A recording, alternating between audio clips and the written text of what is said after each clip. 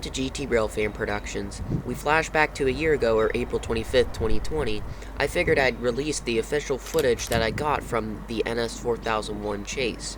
This would be its second run after being freshly rebuilt at the Juniata shops and bringing up a empty stone train to the Carson Yard just south of Ashtabula, Ohio, that being its inaugural run. Here the train is approaching us just north of Dorset, Ohio.